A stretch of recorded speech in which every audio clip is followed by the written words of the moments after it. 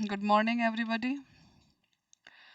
Hope कि आप सभी लोग अच्छे होंगे, अपनी अच्छे से पढ़ाइयाँ कर रहे होंगे।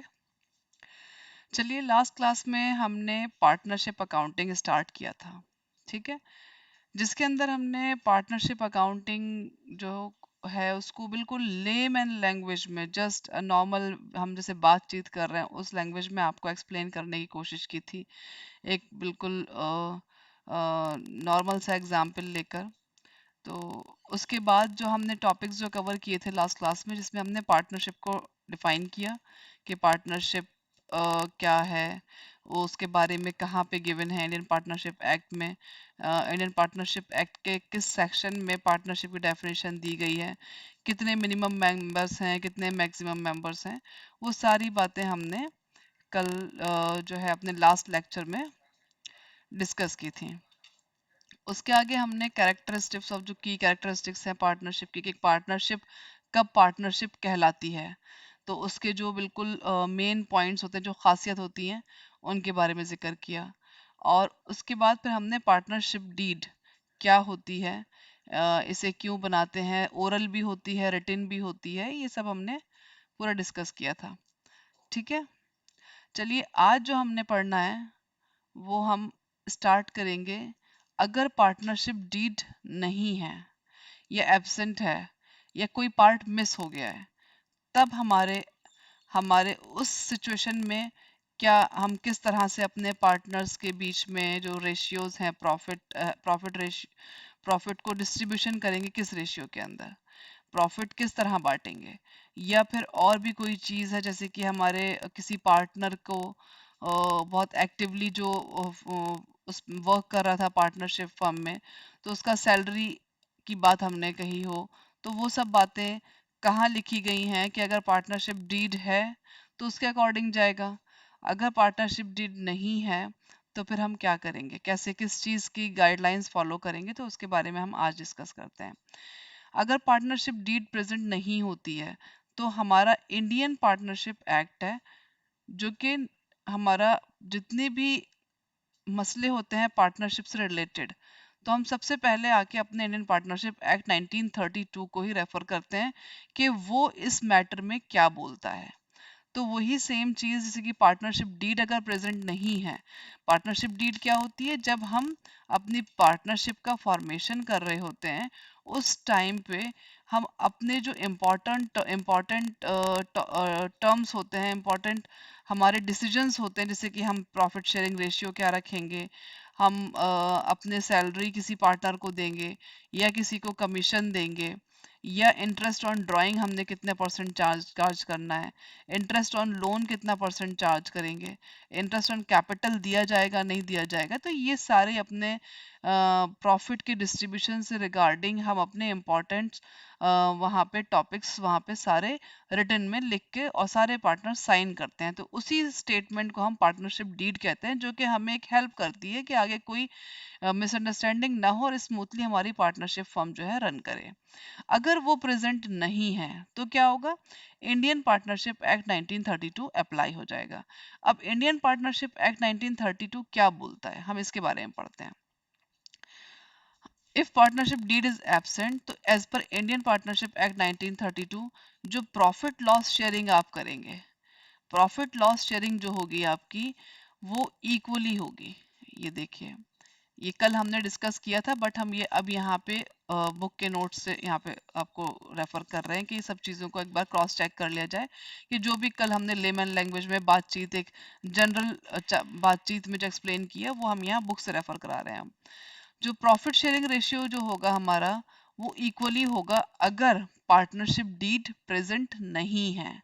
तब अगर पार्टनरशिप डीड है तो जो भी कुछ उसमें लिखा होगा हम उसी के अकॉर्डिंग जाएंगे, अगर वो नहीं होगी तभी हम जो है पार्टनरशिप फर्म के बीच में जो हमारे पार्टनर्स हैं, जो भी हमारा प्रॉफिट आएगा उसको हम इक्वली डिस्ट्रीब्यूट करेंगे पार्टनर्स के बीच में। ठीक है, अच्छा, ये जो प्रॉफिट एंड लॉस जो है हमारा, जितने भी हमारे पार्टनर्स होते हैं वो सबके बीच में बांटा जाएगा, चाहे वो प्रॉफिट हो चाहे वो लॉस हो, जितने भी हमारे पार्टनर्स हैं उन सभी के बीच में पार्टनर प्रॉफिट का डिस्ट्रीब्यूशन होगा। Except one case. मैंने कौन सा केस था जो बताया था आपको? एक केस था जो कि हमारा माइनर का केस था। माइनर मतलब अगर हमारा कोई पार्टनर 18 से नीचे है, मतलब उसकी जो एज है वो 18 साल से कम है, तो वो हमारे लिए माइनर होता है। और उसका जो शेयर होता है पार्टनरशिप के अंदर वो सिर्फ ओनली फॉर प्रॉफिट होता है, वो लॉसेस शेयर नहीं करता। कब तक? जब तक वो माइनर है। 18 के हो जाने के बाद, उसके बाद 6 महीने के बाद उनका जो है वो अपना उनको मतलब वो जनरल जो हमारे पार्टनर्स होते हैं उनकी तरह उनको ट्रीटमेंट मिलता है, जैसे कि हमारे जो अदर पार्टनर्स हैं, एक्स वाई जेड जो भी हैं, तो वो जैसे वो उनको प्रॉफिट एंड लॉसेस दोनों शेयर करेंगे, ऐसे ही फिर वो माइनर भी 18 के बाद प्रॉफिट एंड लॉसेस दोनों ही शेयर करेगा। ठीक है। अच्छा, इसके बाद हमारे जो पार्टनरशिप फर्म है उसके अंदर इंटरेस्ट ऑन कैपिटल, जो हमारा जैसे कि जो पार्टनर्स ने कैपिटल इन्वेस्ट किया है उसके ऊपर जो इंटरेस्ट पे किया जाएगा, मतलब फर्म पे करेगी। कैपिटल किसने लगाया? ओनर्स ने लगाया है, जो उनके मालिक हैं। उसके ऊपर फर्म इंटरेस्ट पे करेगी। तो no interest is given on capital contributed by partners. अगर पार्टनरशिप डीड है, उसने उसमें कुछ लिखा है तो दिया जाएगा। और अगर पार्टनरशिप डीड नहीं है तो एक्ट बोलता है, इन पार्टनरशिप एक्ट, कि कोई इंटरेस्ट नहीं दिया जाएगा, नो इंटरेस्ट। ठीक है। अगर पार्टनरशिप डीड नहीं है तो फिर हमारे एक्ट के अकॉर्डिंग कोई इंटरेस्ट नहीं मिलेगा कैपिटल के ऊपर। ऐसे ही इंटरेस्ट ऑन ड्राइंग की बात करें तो ड्राइंग के लिए भी उन्होंने बोला कि कोई इंटरेस्ट ड्राइंग पे भी नहीं दिया जाएगा अगर पार्टनरशिप डीड नहीं है। No interest is charged on drawings made by partners. जो पार्टनर्स ने ड्राइंग की है उसके ऊपर कोई इंटरेस्ट चार्ज नहीं किया जाएगा अगर पार्टनरशिप डीड नहीं है। ठीक है। Interest on loan by partner, जो हमारा इंटरेस्ट ऑन लोन है ये चार्ज किया जाता है, इसके ऊपर होता है, जो कि 6% है। और वो भी कौन सा केस है? बाय पार्टनर वाला, मतलब फर्म ने लोन लिया है। Interest on loan by partner, तो a partner giving a loan to the firm is entitled to 6% per annum interest। मतलब फर्म यहाँ पे क्या है भाई, लाइबल है कि वो 6% पर एनम इंटरेस्ट देगी ही देगी, चाहे पार्टनरशिप डीड हो चाहे ना हो। ठीक है। अगर है तो जो रेट उसमें लिखा होगा डीड में, अगर पार्टनरशिप डीड है और उसमें अगर 10% का रेट लिखा है तो फिर वो रेट हमारी पार्टनरशिप डीड के अकॉर्डिंग जाएगा। और पार्टनरशिप डीड नहीं है तो हमें 6% एक्ट के अकॉर्डिंग तो देना ही देना है। ये कौन सा है केस? जो interest on loan by partner, मतलब यहाँ पे ये जो हमारी फर्म है, ये जो हमारा फर्म है उसने लोन लिया है। ठीक है। फर्म को किसने लोन दिया है? ओनर ने लोन दिया है। फर्म ने ओनर को लोन दिया है तो फर्म क्या करेगी? अब फर्म इसको इंटरेस्ट पे करेगी। ठीक है। तो इंटरेस्ट ऑन लोन जो पे करेगी वो कितना करेगी? 6%। ठीक है। ये केस फर्म ओनर ने अपने मतलब फर्म को लोन दिया है। ठीक है। एक तो कैपिटल होता है जो ओनर इन्वेस्ट करता है, वो तो अपने बिजनेस में कैपिटल इन्वेस्ट ही कर रहा है, तो वो आपके लोन की कैटेगरी में नहीं आएगा। वो पार्टनर ने इन्वेस्ट किया है फर्म में तो उसके ऊपर कोई कैपिटल इंटरेस्ट नहीं देगी कैपिटल के ऊपर, एक्ट के अकॉर्डिंग। डीड में है तो दिया जाएगा, एक्ट के अकॉर्डिंग नहीं है कुछ भी गिवन तो फिर नहीं दिया जाएगा। लेकिन अगर ओनर ने फर्म को लोन के तौर पे कुछ अमाउंट दिया है तो उसके ऊपर इंटरेस्ट ऑन लोन चार्ज किया जाएगा, दिया जाएगा उसको, जो कि 6% है। ठीक है। तो हमारे जब न्यूमेरिकल क्वेश्चंस बनते हैं, अगर वहां पार्टनरशिप डीड नहीं है तो हम बाय डिफॉल्ट वहां पे एक तो इक्वली शेयर कर देंगे उसकी जो प्रॉफिट होगी, एंड दूसरा अगर इंटरेस्ट ऑन लोन है तो उसके ऊपर 6% उसको देंगे। ठीक है। चलिए, इम्पॉर्टेंट पॉइंट यही थे दो जो हमारे प्रैक्टिकल पॉइंट ऑफ व्यू से हमारे बार बार सामने आएंगे और हमें बार बार उसको अप्लाई करना पड़ेगा। ठीक है। अब यहाँ पे और भी हम बातें जो है कि जो भी मैनेजमेंट के हमारे एक्ट बोलता है, इम्पॉर्टेंट पॉइंट्स वो हमने सारे यहाँ पे लिख दिए हैं। मैनेजमेंट राइट है, every partner has an equal right to take part in the business. जो बिजनेस के जितने भी मैटर्स हैं उस के हर पार्टनर का राइट है कि जितने भी कोई भी काम अगर बिजनेस के अंदर हो रहा है तो वो उसके अंदर अपना इन्वॉल्व हो सकता है, पार्टनर पार्टिसिपेट कर सकता है, उसके अंदर पार्ट ले सकता है।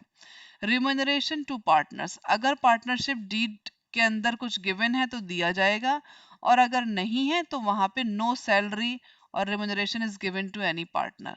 अगर डीड में लिखा होता जैसे तो हम वहां पे देते, अगर वहां पे हमारी ओरली हुई थी, ओरल होने में अब हमारा जो पार्टनर है अगर हमें वो करता है, कंप्लेन करता है कि भाई मैं ज़्यादा काम करता हूँ, मुझे सैलरी देनी चाहिए, मुझे आपको सैलरी, मैं पर मंथ सैलरी लूंगा, तो हमारी डीड में नहीं लिखा तो हम यहाँ सैलरी नहीं देंगे। नो सैलरी और remuneration is given to any partner. हमारे कहाँ पे ये बात कही गई है? पार्टनरशिप एक्ट में बोली गई है। अगर कोई पार्टनर एडमिट होता है, नया partner, admission of a new partner, तो हमारे नए बंदे का जो एडमिशन है, मतलब हम अपनी फर्म के अंदर एक न्यू पार्टनर को तभी लेंगे, तभी एडमिट करेंगे जब सारे partners, consent of all partners जो है हमें मिल जाएगी।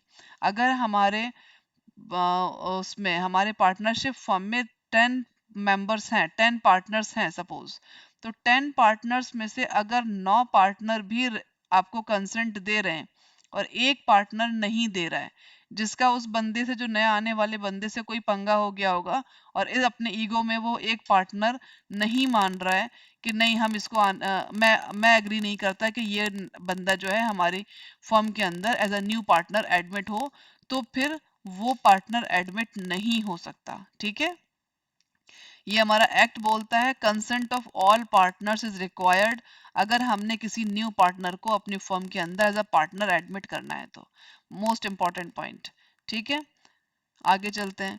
डिसीजन मेकिंग, जब आप हमारे जो decisions are made mutually by all partners, जितने भी हमारे पार्टनर्स डिसीजन मेकिंग में सबका एक्टिव पार्टिसिपेशन होगा, क्योंकि जैसे अब ये भी एक एडमिशन करना किसी पार्टनर का, ये भी एक डिसीजन ही था। डिसीजन ही की वजह से तो उसको, उसने एक पार्टनर की वजह से वो नहीं आ पाया क्योंकि वो एग्री नहीं किया। तो जितने भी पार्टनरशिप फर्म में डिसीजंस लिए जाएंगे, कोई भी मैटर पे कोई काम किया जाएगा, तो वो सारे पार्टनर्स का, सबका कंसेंट उस पे होना चाहिए, सब लोग राजी होने चाहिए, तभी वो काम होगा। Dissolution of firm, A firm can be dissolve with the consent of all partners, सारे पार्टनर्स राजी होंगे तभी डिसॉल्व भी किया जाएगा, डिसोल्यूशन भी होगा। ऐसा नहीं एक बंदे ने चाहा और उसने प्रोसेस कर दिया और वो फर्म डिसॉल्व हो जाएगी, ऐसा नहीं। जितने भी पार्टनर्स हैं सबको, सबका एग्रीमेंट, सबको एग्री करना चाहिए कि हाँ फर्म का इस सिचुएशन ऐसी है कि उसको आप डिसॉल्व ही कर लेना चाहिए, बंद कर देना चाहिए। लाइबिलिटी ऑफ पार्टनर्स, पार्टनर्स की अनलिमिटेड लाइबिलिटी है इन पार्टनरशिप फर्म। अगर पार्टनरशिप फर्म में कोई ऐसी फेस आता है कि जहाँ पे हमारे डेट्स या कोई भी लोन या किसी तरह की हमारी लाइबिलिटीज पे करनी है, तो अगर फर्म नहीं पे कर पा रही है तो उसके पार्टनर्स अपने घर के एसेट्स तक, अपने घर के सामान बेचकर भी फर्म की लाइबिलिटी को पूरा करेंगे। इसलिए बोला जाता है कि पार्टनरशिप फर्म में जो पार्टनर्स की लाइबिलिटी है वो अनलिमिटेड होती है। ठीक है, चलिए आगे चलते हैं। यहाँ पे हमारा जितने भी जो एक्ट के अकॉर्डिंग, इंडियन पार्टनरशिप एक्ट कहता है अगर डीड नहीं है तब वो जो उसने बोला, जैसे कि हमें यहाँ पर मेन चीजें जो मिली अपने न्यूमेरिकल पॉइंट ऑफ व्यू के हिसाब से, एक तो प्रॉफिट शेयरिंग जो होगा इक्वली होगा, दूसरा इंटरेस्ट ऑन लोन पे 6% आपका क्या नाम है, इंटरेस्ट लगे, इंटरेस्ट ऑन लोन पे 6% आपको मिलेगा। एंड दिस थर्ड थिंग कि एडमिशन अगर हम नए पार्टनर का कर रहे हैं तो कंसेंट सभी पार्टनर का होना चाहिए। एक डिसोल्यूशन के लिए भी सब सभी पार्टनर्स की कंसेंट होनी चाहिए। ठीक है, और सारे पार्टनर्स की लाइबिलिटी जो होती है अनलिमिटेड होती है फर्म के अंदर, पार्टनरशिप फर्म के अंदर। ठीक है, आगे चलते हैं। राइट्स ऑफ पार्टनर पढ़ते हैं कि हमारे पार्टनर्स के पास राइट्स क्या क्या हैं। In a partnership firm, partners have certain rights and duties as per the partnership act के अकॉर्डिंग, ये सारी बातें बताई जा रही हैं कि हमारे पार्टनर्स जितने भी हैं, हमारे ओनर, पार्टनरशिप में जितने भी ओनर्स हैं, वो सबके पास क्या राइट है कि वो बिजनेस में पार्टिसिपेट कर सकते हैं। बिजनेस मैनेजमेंट में जो भी डिसीजन मेकिंग का काम हो रहा है, उन सब के पास राइट है कि वो जो भी चाहें उसमें अपने सुझाव, अपनी बात रख सकते हैं, उसके अंदर पार्टिसिपेट कर सकते हैं। ठीक है। Right to share profit, profit share करने का उनके पास राइट है। उन्होंने बिजनेस में पैसा लगाया है, जो भी उनका एग्रीड रेशियो होगा डीड के अंदर, उसके अकॉर्डिंगली वो अपना प्रॉफिट जो है अपने जो भी शेयर उन्होंने डिसाइड किया था उसके अकॉर्डिंगली डिस्ट्रीब्यूट करेंगे।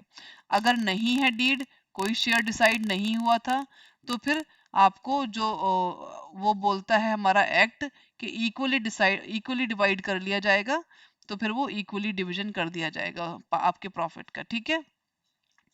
उसके पास, पार्टनर के पास सारी बुक्स ऑफ अकाउंट को एक्सेस करने का राइट है। कोई भी पार्टनर चाहे फर्म की कभी भी चाहे किस वक्त भी चाहे फर्म के बुक्स ऑफ अकाउंट को देख सकता है, इंस्पेक्ट कर सकता है। ठीक है। आगे चलते हैं। राइट टू बी कंसल्टेड, मतलब उसके पास राइट है कि हर काम होने से पहले उसके साथ भी फर्म के जो भी मेजर डिसीजंस हैं वो लेने से पहले हर पार्टनर के साथ उसके बारे में कंसल्ट किया जाए, बातचीत की जाए। उसको पता होना चाहिए, ऐसा नहीं कि उसको किसी चीज़ की नॉलेज ही नहीं है और जो अलग दूसरे दो चार पार्टनर और थे उन्होंने मिलके कोई एक्ट कर दिया, कोई ऐसे काम वो नहीं कर सकते। तो उसका राइट है कि वो उस चीज़ के बारे में पूरी जानकारी वो रख सकता है कि भाई कोई भी काम वहां पे हो तो उससे भी कंसल्ट किया जाए, तभी वो कोई डिसीजन लिया जाएगा। Right to ownership of firms, firm की जितनी प्रॉपर्टी है उसमें वो अपना ओनरशिप रख सकता है। ओनरशिप किस हद तक? बिजनेस पर्पस के यूज तक, अपने पर्सनल यूज के लिए वो काम नहीं कर सकता फर्म की प्रॉपर्टी पे। Right to ownership of firm's property मतलब the property of partnership firm belongs to the firm, firm से बिलोंग करती है but partners have a right to use it before for business purpose. क्या नाम है, partners के पास business purpose के लिए यूज करने का राइट उस फर्म की प्रॉपर्टी को है। ठीक है। Right to act as an agent, जैसे कि हमने म्यूचुअल एजेंट की बात कही थी कि हमारे पार्टनर्स जो है वो सारे ही पार्टनर एक तरह से एजेंट हैं फर्म के, और वो फर्म के बिहाफ में सारे ट्रांजैक्शंस कर रहे होते हैं, और वो इसके इसलिए वो लाइबल भी होते हैं जो भी ट्रांजेक्शन काम वो कर रहे होते हैं। राइट टू रिटायर, रिटायर होने का राइट उनके पास है कि वो अगर चाहें तो अपना पार्टनर रिटायरमेंट ले सकता है फर्म से with the consent of other partners, मतलब दूसरे पार्टनर भी सारे एग्री करेंगे और वो अपना एज पर द जो भी एग्रीमेंट है उसके अकॉर्डिंगली उसके पास राइट है कि वो रिटायरमेंट मतलब उससे रिटायर हो सकता है।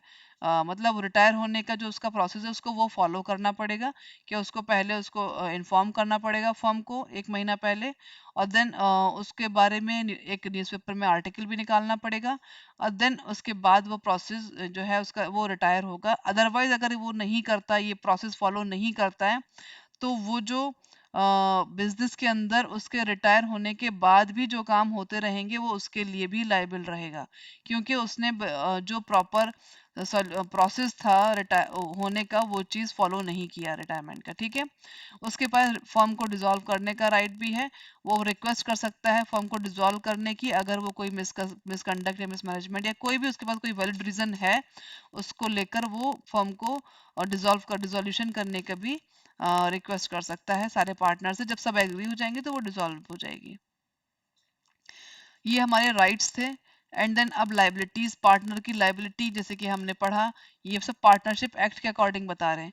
अनलिमिटेड लाइबिलिटी है, a partners are personally liable for all debts and obligations of the firm. अगर firm, if the firm's assets are not enough to repay the debts, अगर फर्म के एसेट्स काफी नहीं पड़ रहे अपने जो कर्जे चुकाने में, तो पार्टनर के पर्सनल एसेट्स भी उसमें ले लिए जाते हैं उसकी लाइबिलिटी को पे करने के लिए, फर्म की लाइबिलिटी को पे करने के लिए। तो इसीलिए कहा गया है कि ये जो लाइबिलिटी है पार्टनरशिप फर्म में पार्टनर्स की अनलिमिटेड होती है। ठीक है।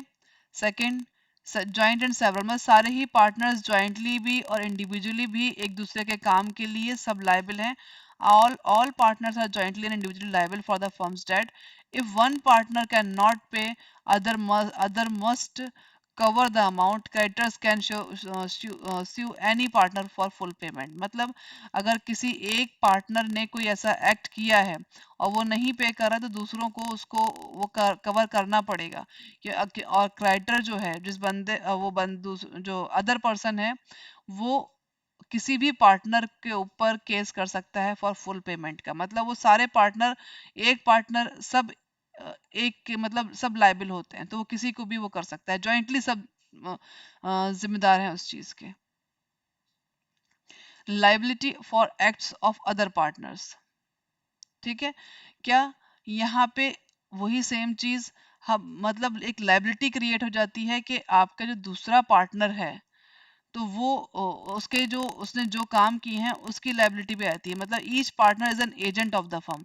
If one partner makes a mistake all partners are responsible for its consequences. मतलब एक बंदे से एक पार्टनर से अगर कोई गलती हुई है तो उसके नतीजे उसका रिजल्ट सारे ही पार्टनर्स के जिम्मेदार होंगे उसके। ऐसा नहीं है कि जिसने गलती की है सिर्फ उसके ऊपर जिम्मेदारी हम डाल दें कि नहीं भाई इससे गलती हुई है यही जिम्मेदार है, तो वो सारे ही पार्टनर्स रिस्पॉन्सिबल होते हैं। लाइबिलिटी फॉर लॉसेस वही सेम चीज, partner must share losses in the agreed ratio. जो भी रेशियो उन्होंने डिसाइड किया था प्रॉफिट का उसी रेशियो में वो अपना ये भी लॉसेस भी शेयर करेंगे। इफ नो रेशियो डिसाइडेड जो आपके शेयर्स हैं लॉसेस हैं वो इक्वली डिसाइड होंगे जैसे कि पार्टनरशिप एक्ट में बोला गया। लाइबिलिटी आफ्टर रिटायरमेंट, आप जैसे कि हमने एक बात बताई थी रिटायरमेंट के बारे में कि रिटायरमेंट अगर आपने कर लेनी है तो रिटायरिंग पार्टनर रिमेन्स लाइबल। कब तक लाइबल रहेगा? जब तक वो डेब्ट्स इनकर उसके रिटायरमेंट से पहले तक के जितने भी डेब्ट्स हैं उन सारे डेब्ट्स के लिए वो पार्टनर जो रिटायरिंग पार्टनर भी लाइबल रहेगा। जब वो रिटायर हो चुका उसने रिटायरमेंट का पूरा प्रोसेस फॉलो कर दिया उसके बाद से जो चीजें फर्म के अंदर होंगी उसके लिए वो लाइबल नहीं होगा। They must give public notice, उसको पब्लिक नोटिस देना पड़ेगा to avoid liability for future acts of the firm. मतलब जो आगे जो भी फर्म काम कर रही है उसकी लाइबिलिटी फिर उसके ऊपर नहीं आएगी जब वो पब्लिक नोटिस जो है अपना एक आर्टिकल न्यूज़पेपर में निकलवा चुका होगा जिसमें कि वो ये चीज इन्फॉर्म कर देता है कि फला पार्टनर्स के पार्टनरशिप में मैं अब पार्टनर नहीं हूँ। ठीक है, तो वो उस तरह का जो भी उनका रिटन स्टेटमेंट होता है वो देता है अपना। Liability for misconduct, if a partner commits fraud, अगर एक पार्टनर ने फ्रॉड किया या मिसयूज किया फर्म की प्रॉपर्टी का तो वो बंदा पर्सनली लाइबल होता है उस लॉस को पे करने के लिए। अगर किसी बंदे ने गलत तरीके से फर्म के किसी एसेट को यूज कर लिया अपने पर्सनल यूज के लिए तो उससे जो वो फायदा या उससे जो भी नुकसान उससे मतलब फर्म को होगा वो सब उसको वो पे करेगा। या जो भी फायदा उसने से सपोज कर लीजिए अगर उसने कोई कांटेक्ट है जो पार्टनरशिप फर्म का था, कोई क्लाइंट है, उससे उसने वो क्लाइंट से डीलिंग करने में कुछ कमीशन जो है लिया, तो वो जो भी उसने कुछ उस डीलिंग में लिया होगा तो वो उसकी लाइबिलिटी है कि वो सब जो है उसको पे करेगा, फर्म को पे करेगा वापस। ठीक है। Liability in case of insolvency, अगर इंसॉल्वेंसी हो जाती है, अगर कोई पर्सन जो है आपका कोई पार्टनर जो है इंसॉल्वेंट हो जाता है मतलब उसका दिवाला निकल गया, उसने घोषित करा दिया अपने आप को कि भाई मैं इंसॉल्वेंट हूँ, तो उसका पार्टनरशिप में जो राइट है वो भी खत्म हो जाता है। They lose the right to participate in the firm's management, firm की मैनेजमेंट में उसका जो राइट है वो खत्म हो जाता है। ठीक है। आगे जो पर्सनल जो देयर पर्सनल एसेट्स में be use to repay the firm's debt, जो भी उसके पर्सनल एसेट्स होंगे उस बंदे के वो भी यूज कर लिए जाएंगे फर्म्स के डेट्स को रीपे करने के लिए। ठीक है। आगे चलते हैं। इफ अ पार्टनर कैरी करता है कोई बिजनेस, जैसे कि हमारी पार्टनरशिप फर्म का शूज का बिजनेस है, अगर हमारी पार्टनरशिप फर्म का शूज का बिजनेस है और हमने भी चुपचाप से खामोशी से बिल्कुल अपने पास में ही मतलब दो चार एक दो गली छोड़कर हमने पर्सनली भी अपना एक ओन बिजनेस डाल लिया और मतलब सोल प्रोप्राइटर अपने काम कर लिया और उसके अंदर हमने वही सेम काम किया है जिसका हम पार्टनरशिप फर्म में पार्टनर हैं, तो ऐसे केस में भी पार्टनरशिप फर्म के अंदर ये लाइबिलिटी बन जाती है उस बंदे की, उस पार्टनर की, कि वो ऐसा नहीं कर सकता है पहले तो, और अगर फिर भी वो करता है तो फिर जो भी कुछ उसने उस फर्म उस बिजनेस से कमाया होगा वो उसकी लाइबिलिटी है कि वो फर्म को वापस जाके रीपे करेगा जितना ही प्रॉफिट उसने अर्न किया है। और अगर उसके अंदर कुछ लॉस आया है तो वो खुद ही बियर करेगा, वो फिर फर्म नहीं बियर करेगी। वहां अगर उसने इस तरह का काम किया कि छुपकर या फर्म की नॉलेज में ये बात ही नहीं है, दूसरे पार्टनर्स की नॉलेज में, और उसने वही सेम चीज का बिजनेस अपने अपना पर्सनली कर रखा है, तो फिर उससे जो भी वो प्रॉफिट अर्न कर रहा होगा, अगर पार्टनर्स को ये पता चलेगा, फिर वो उसके ऊपर लाइबिलिटी बन जाती है उस पार्टनर के ऊपर कि वो जो है जितना भी उसने कमाया है उस फर्म से, मतलब अपने जो बिजनेस करा है उससे, पर्सनल बिजनेस से, तो वो सारा जो है पार्टनरशिप फर्म को रीपे करेगा। If a partner carries on business in competition, competition मतलब उसी सेम चीज का उसने कर दिया। अगर वो शूज का पार्टनरशिप फर्म में और उसने आइसक्रीम की शॉप खोली है तो उसके लिए नहीं करना उसको। जो अगर उसने वही सेम बिजनेस किया है जिसके लिए जिसमें वो पार्टनरशिप फर्म में पार्टनर है, वही सेम चीज पे, तो फिर जो है उसको उसका जो भी प्रॉफिट अर्न करा होगा उस बिजनेस से उसको वो पे करना पड़ेगा वापस फर्म को। और जो अगर लॉसेस हुए होंगे उसको, तो वो खुद ही बॉन्ड करेगा, तो उसे वो खुद ही देने पड़ेंगे। ठीक है, वो फिर फर्म को नहीं देगा। ये लाइबिलिटी बन जाती है, इंपॉर्टेंट है। अगर पार्टनर कोई if a partner earns profit for himself from any transaction of firm और यूज और फर्म्स प्रॉपर्टी, जैसे कि वो जो ऊपर वाला हमारा पॉइंट था, अगर उसने बिजनेस के किसी कॉन्टैक्ट या क्लाइंट को पर्सनली यूज करके अगर कोई फायदा उठाया है या फर्म की प्रॉपर्टी को पर्सनली इस्तेमाल करके फायदा उठाया है, तो जो भी कुछ उसने उसको उससे अर्न किया होगा वो सब उसको लाइबिलिटी बन जाती है उसकी कि वो फर्म को पे करेगा। ठीक है, क्लियर? ये सारी हमारी लाइबिलिटीज हैं जो कि इंडियन पार्टनरशिप एक्ट 1932 के अंदर हमें गिवन है। ये सब थ्योरेटिकल पोर्शन है, इसके अंदर ऐसा इतना बड़ा कुछ नहीं है। आपको बस थ्योरेटिकल पोर्शन जितना भी हमारा प्रैक्टिकल पॉइंट ऑफ व्यू से हमें लेमन लैंग्वेज में समझाना था, वो हमने कल अपनी लास्ट क्लास के अंदर जो लेक्चर फर्स्ट था उसके अंदर कंप्लीट किया है। लेकिन उसके बाद कुछ थ्योरेटिकल पोर्शन बचा था जो कि क्वेश्चन की फॉर्म में आ जाता है, जैसे कि राइट्स ऑफ पार्टनर पूछ ले जाते हैं या लाइबिलिटीज ऑफ पार्टनर पूछ ले जाते हैं। तो इसलिए ये क्लासेस हमको एक थ्योरेटिकल क्लास समझ ली अपनी आपकी करनी पड़ी, जिसमें आपको एक ये नॉलेज रहे कि ये क्वेश्चन अगर आता है तो इसमें से आप 2-4 पॉइंट अपना लिख सकते हैं एग्जाम में। ठीक है, कि पार्टनर्स की लायबिलिटी क्या है, राइट्स क्या है। चलिए, हमारे पार्टनरशिप फर्म में अकाउंट्स क्या बनेंगे, ये हमने कल डिस्कस किया था कि हमारे ट्रायल बैलेंस तक तो कहानी सबकी सेम होती है। हमारी जो नॉर्मल फॉर्म होती है सोल प्रोप्राइटरशिप, उसमें भी वही चीज करते हैं, इसमें भी यही चीज। ट्रेडिंग ट्रायल बैलेंस के बाद फिर हम क्या बनाते हैं, trading and profit and loss account and balance sheet. बस बीच में एक और आ जाता है हमारा, क्या आ जाता है, profit and loss appropriation account. तो हम जब नेट प्रॉफिट निकाल लेते हैं, हम इस वाली सिचुएशन में क्या करेंगे, हमने ट्रायल बैलेंस से पहले हम बनाएंगे ट्रेडिंग अकाउंट, ट्रेडिंग अकाउंट के बाद हम बनाएंगे ग्रॉस प्रॉफिट ट्रांसफर कर देंगे प्रॉफिट एंड लॉस में, फिर बन जाएगा आपका profit and loss account, trading account से प्रॉफिट एंड लॉस अकाउंट आपका बना। और उसके बाद जो प्रॉफिट एंड लॉस अकाउंट से आपको नेट प्रॉफिट मिला, वो फिर आप profit and loss appropriation account बनाएंगे।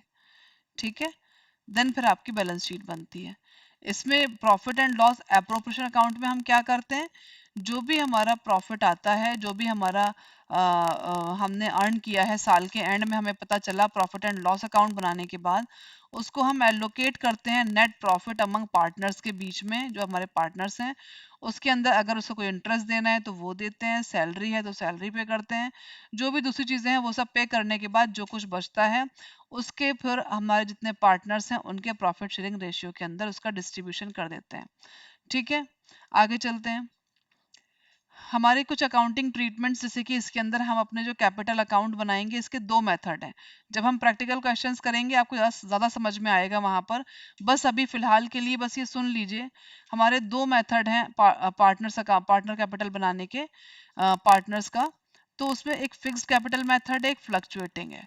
फिक्स्ड में क्या होता है, capital remains unchanged, separate accounts for capital and current, मतलब आपको करंट अकाउंट अलग बनाना होगा और कैपिटल का अकाउंट आपका अलग बनेगा।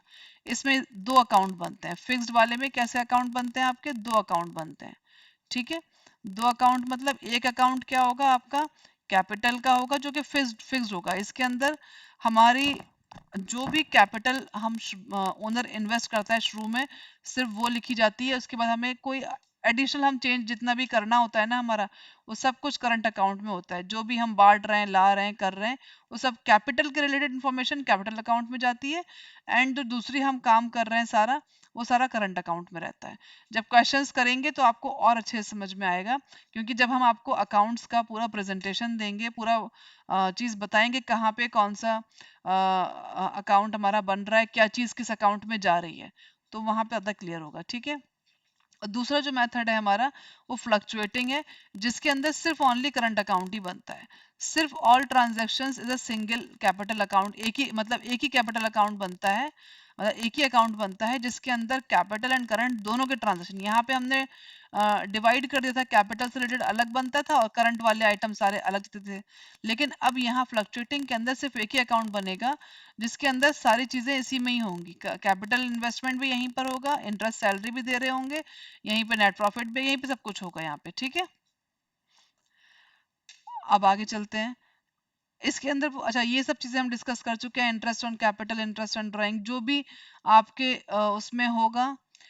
इंटरेस्ट ऑन कैपिटल अगर स्पेसिफाइड है तो partner receive interest on their capital, उसको मिलेगा जो भी उसने कंट्रीब्यूट करा होगा उसके अकॉर्डिंगली।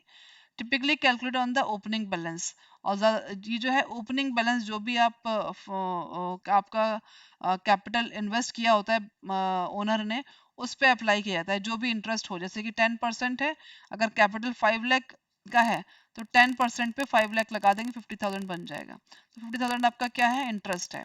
ड्राइंग के ऊपर भी पार्टनर्स में भी charge interest on amount withdrawn for personal use, जो ओनर ने पर्सनल यूज के लिए जो अमाउंट विदड्रॉ किया है उसके ऊपर, उसके टाइमिंग एंड फ्रीक्वेंसी के अकॉर्डिंगली उसके ऊपर वो इंटरेस्ट चार्ज किया जाता है कि कितने महीने के लिए उसने वो लिया, मतलब जो ड्राइंग उसने की है कितने टाइम के लिए की है, ठीक है, कितनी बार वो कर रहा है, उसके अकॉर्डिंगली चार्ज किया जाता है।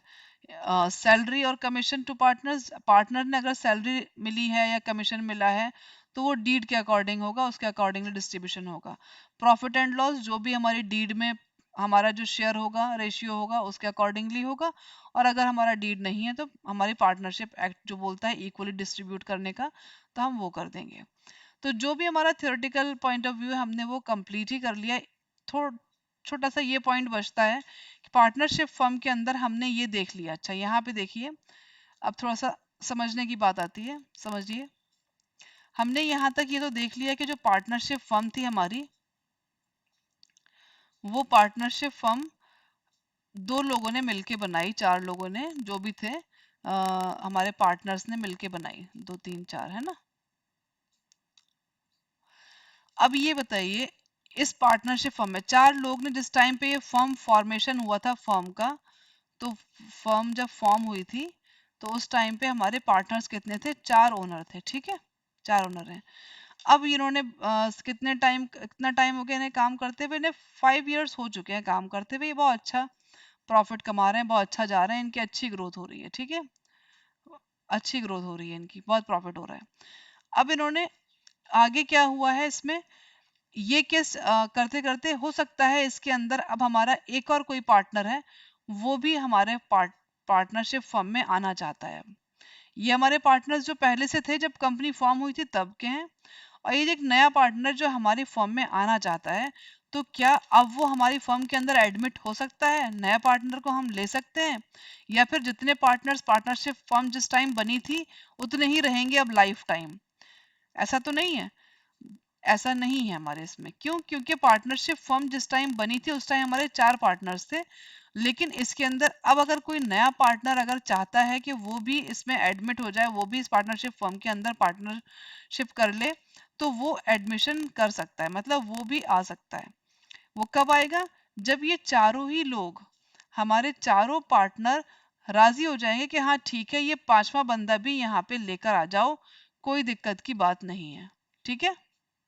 तो पार्टनरशिप फर्म में जब हम एक नए बंदे को एडमिट करते हैं, एक न्यू पार्टनर जब हमारे पार्टनरशिप फर्म में एडमिशन लेता है, तो वो कब हो सकता है? वो तभी पॉसिबल है जब हमारे जितने पुराने पार्टनर्स हैं वो सब राजी हो जाएंगे, तभी वो एडमिट होगा। ठीक है। जैसे कि ये सब राजी हो गए तो हमारा फिफ्थ पार्टनर यहाँ पर आ गया है। अब ये आया है, तो ये जब आया होगा तो ऐसे ही इसके साथ हमें कुछ और चीजें अब पार्टनरशिप के अंदर चेंज होंगी। क्या चेंज होगा? हमारी पार्टनरशिप डीड के अंदर हो सकता है कुछ थोड़ा बहुत हमें हमें रेशियो में, जो हमारा पार्टनरशिप डीड का जो रेशियो होगा उसका प्रॉफिट का, पार्टनरशिप डीड में जो प्रॉफिट रेशियो होगा हमारा शेयरिंग करने का, उसके अंदर कोई चेंज आएगा। ऑफ कोर्स आएगा, क्योंकि पहले चार लोग थे तो वो अपना उसको बांट रहे थे। अब पांचवा बंदा आ गया है तो उसके अकॉर्डिंगली उसका शेयर भी उसको मिलेगा कुछ ना कुछ। तो जब हम एक नए बंदे को एडमिट करते हैं और सभी लोग राजी होकर उसको एडमिशन की परमिशन भी दे देते हैं, तो जब हमारा प्रोसेस स्टार्ट होता है एडमिशन करने का, तो हमें उसमें क्या करना होगा? सबसे पहले हमें यहाँ पर अपने जितने भी एसेट्स होते हैं ना, उन सबको हम रिवैल्यू करते हैं। तो रिवैल्यू करने के बाद हम क्या मतलब बनेगा क्या? उससे रिवैल्यूएशन अकाउंट बनाते हैं, जिसके अंदर आप अपने जितने भी एसेट्स एंड लायबिलिटी जो भी है आपका लायबिलिटीज, उन सबको रिवैल्यू करते हैं वापस से। कि 5 साल पहले तो आपने जब किया तब तो अलग था, हर साल उसके अंदर आप अपग्रेड करते जा रहे हैं, कुछ कम ज्यादा होता जा रहा होगा। जब एक नया बंदा 5 साल के बाद आ रहा है, तो उस टाइम पे उसकी एसेट्स की एंड और जो भी उसकी फर्म की चीजें हैं लाइबिलिटीज, उन सब की क्या वैल्यू है, उन सबको वापस एक बार इस टाइम पे रीवैल्यू किया जाता है। जो भी कुछ आता है फिर उसको, अगर उसको उसमें हमें गेन निकलता है, तो हमारे जो पार्टनर्स होते हैं, जो हमारे पहले वाले पार्टनर्स थे, जैसे कि हमारे ये पार्टनर्स हैं, जो हमें ये पार्टनर्स हैं जो हमारे पहले से पार्टनर थे चार, उनके बीच में उनको बांटा जाता है। मतलब जैसे कि हमारी ये जो है क्या नाम है, एडमिशन जब हम नए बंदे का कर रहे हैं, तो वो जब नया बंदा आएगा तो हम उसको कैपिटल बताएंगे कि वो कैपिटल कितनी लेकर आएगा। उस कैपिटल के साथ साथ वो गुडविल का अमाउंट भी लेकर आता है। मतलब ये जो कैपिटल इन सब ने लगाई थी, 5-5 लाख सब ने लगाई थी, अब ये बंदा जो नया आया ये कितनी कैपिटल लेकर आएगा? ये 5 लाख तो उन्होंने 5 साल पहले लगाए थे। अब आके उसकी टाइम वैल्यू ऑफ मनी के अकॉर्डिंगली उसकी वैल्यू चेंज हो गई होगी। आपके जो आपने इन्वेस्टमेंट किया होगा, आपने बहुत अभी गुडविल भी क्रिएट कर ली अपने ब्रांड की, आपकी वैल्यू अब बहुत ज्यादा हो गई। अब वो बिजनेस की जो 5 साल पहले वैल्यू थी, वो बिजनेस की वैल्यू आज नहीं है, आज बहुत ज्यादा हो गई है। तो उसके अकॉर्डिंग जब हम रिवैल्यू करते हैं, तो हमें अपने करंट पोजिशन, जो करंट लेवल पे हमारा होता है, हमें वो पता चलता है। उसके अकॉर्डिंगली हमारा यहाँ पे कैपिटल कितना वो लेकर आएगा, जो हमारा नया पार्टनर है, वो भी डिसाइड होता है कि कैपिटल, और उसके साथ वो प्रीमियम अपना जो गुडविल का अमाउंट है ना, वो भी लेकर आएगा। क्योंकि जो गुडविल इन लोगों के मेहनत से, जो पुराने पार्टनर की मेहनत से उन्होंने बनाई थी, तो वो नया पार्टनर फ्री में क्यों लेगा? वो जो गुडविल का अमाउंट है ना, वो लेकर आता है।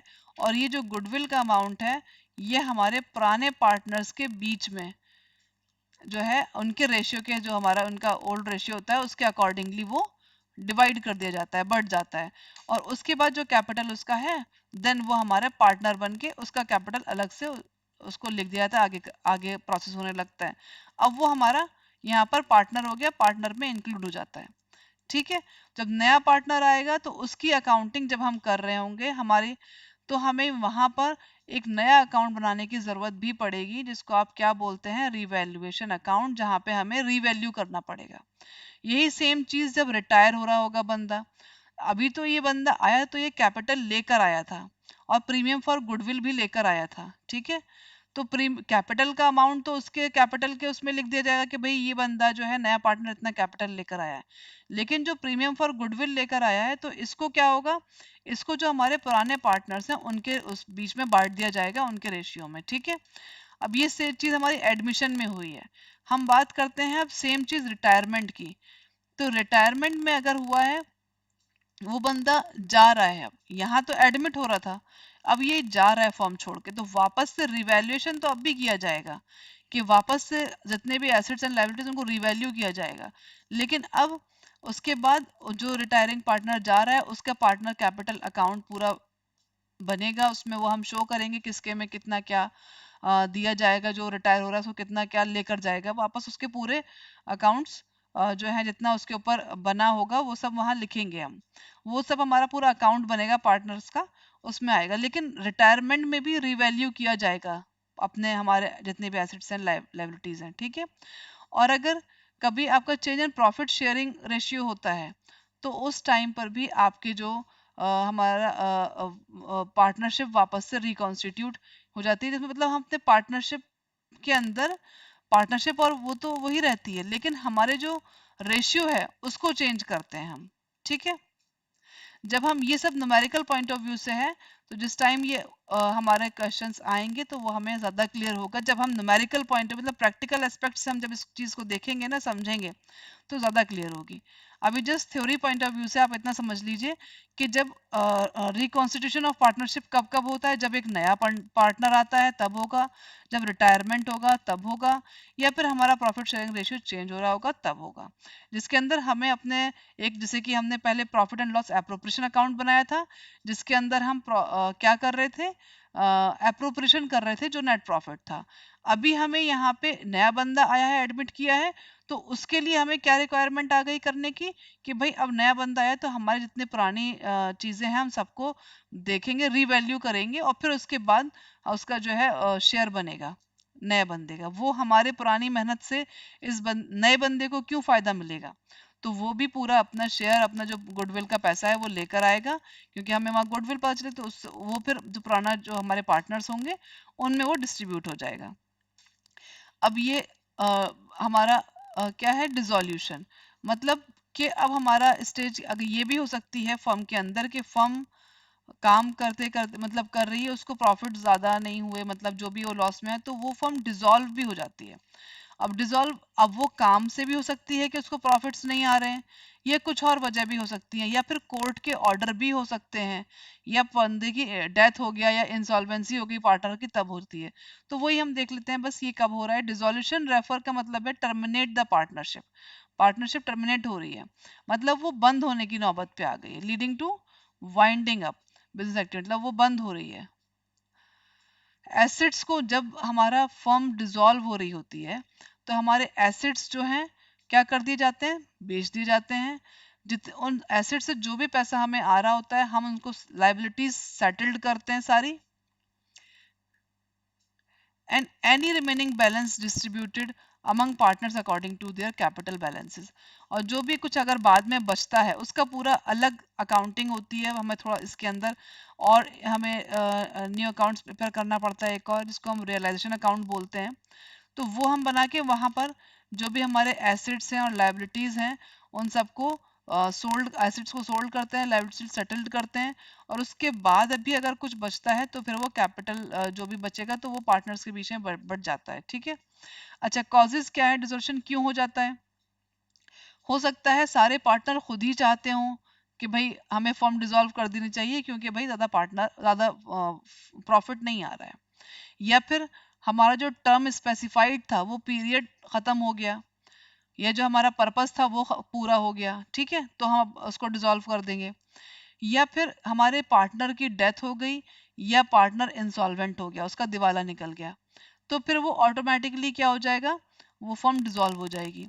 या हमारा कोर्ट ने ऑर्डर दे दिया है कि वो कुछ हमारे उसमें कोई ऐसा मिसकंडक्ट या कोई ऐसा वैलिड रीजन उसने पाया है कोर्ट ने, तो उसने मना कर दिया कि ये बिजनेस आप नहीं रन कर सकते, वो या फिर वो कोई इलीगल उसने पाया, मतलब कोर्ट ने, तो कोर्ट ने मना कर दिया वहां पर कि आप फर्म को रन नहीं कर सकते, तो कोर्ट के ऑर्डर की वजह से भी आपका फर्म डिसॉल्व हो जाएगी। कि अगर आप कहीं पर मिसकंडक्ट या कहीं पर कोई गलती आपकी पाई जाती है तो वहां पर आपकी पार्टनरशिप फर्म को बंद कर दिया जाएगा।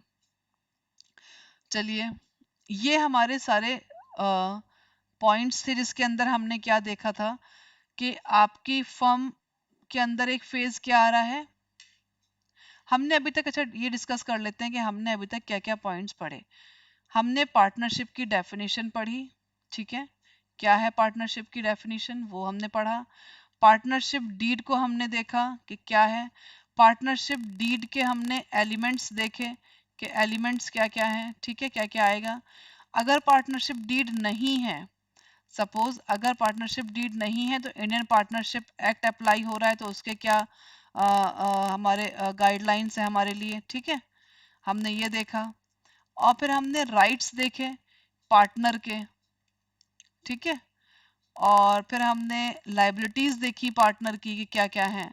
देन हमने ये भी एक केस ये देखा कि अगर हमारी फर्म जो है नया बंदा कोई उसमें एडमिशन भी कर सकता है, मतलब नया पार्टनर एडमिट भी कर सकता है, रिटायर होने पे क्या होगा, या डेथ हुआ, या डिसॉल्व हो गई फर्म। तो इसके ऊपर तो हमने बहुत ब्रीफ डिस्कशन किया है, बहुत ही ब्रीफ डिस्कशन किया है, क्योंकि आपकी जो पार्टनरशिप की जो बुक है ना, इसके अंदर ये पूरे पूरे चैप्टर्स हैं। ये कम से कम 8 से 10 लेक्चर पूरे इस पूरे चैप्टर पे जाएगा, एडमिशन पे, रिटायरमेंट पे, डिसोल्यूशन पे, डेथ पे, ये सारे पूरे पूरे चैप्टर्स हैं। इसीलिए इनको हमने यहाँ पे ज़्यादा एलेबोरेट नहीं किया, क्योंकि यहाँ पे हम बेसिक्स ऑफ पार्टनरशिप पढ़ रहे हैं, तो हमें पार्टनरशिप के बेसिक्स हमने पूरे इन डिटेल यहाँ पे डिस्कस किए हैं।